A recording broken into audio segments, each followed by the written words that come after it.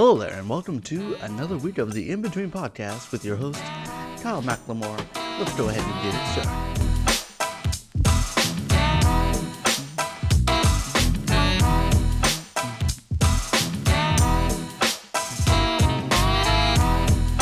Thank you for joining us for another week of the In Between Podcast. As mentioned before, I am Kyle Mclemore, your host.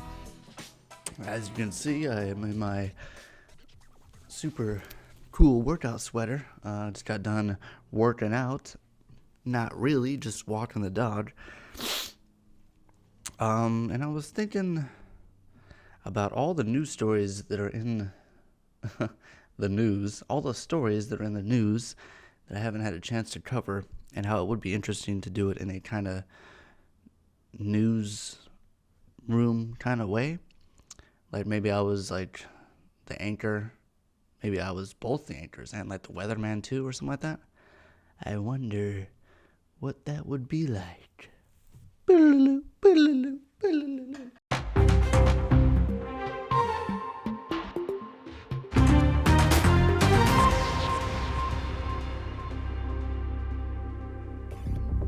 Something. Yes, and then you just gotta do what you gotta do. Oh, hello there. Welcome to IBNN, the In-Between News Network, with your host Kyle Mclemore and Kyle Mclemore. That's right. Together we'll be bringing you the top stories of the week, starting with the Russia-Ukraine conflict.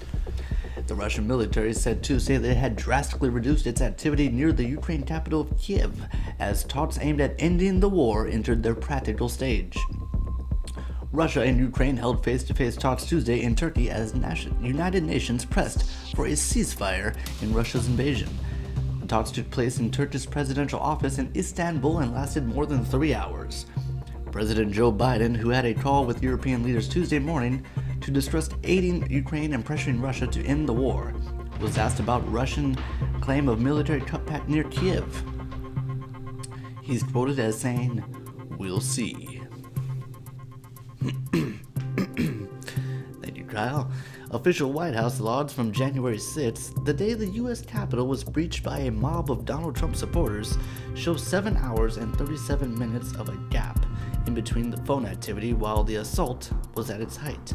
The logs show the president contacting at least 8 people in the morning, including former White House advisor Steve Bannon and former New York Mayor Rudy Giuliani, who were both organizing attempts to overturn Mr. Trump's presidential defeat. It also records calls with 11 people in the evening, but they don't document any contacts from 11 in the morning till 6:45 that night. This runs counter to accounts from several Republican members of Congress, including House Minority Leader Kevin McCarthy. They say spoke with the president by phone that afternoon. The gap may raise concerns of records of presidential contacts during the key moments have been withdrawn or destroyed. If so, it could prompt accusations of a cover-up reminiscent of the one revealed in the 1973 Watergate investigation. Very interesting. Now we'll turn it over to Kyle with the weather. That's right, Kyle. Thank you so much. As you can see, it's been a little wet this week. We had the storm system rolling in, but that's going to be pushing out pretty soon before you know it. And we'll be back into our California sunshine in no time. Everything rising up into the mid-70s.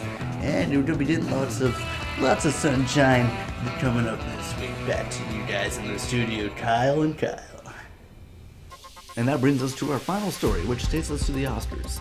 Actor Will Smith caused a bit of controversy when he physically assaulted host Chris Rock.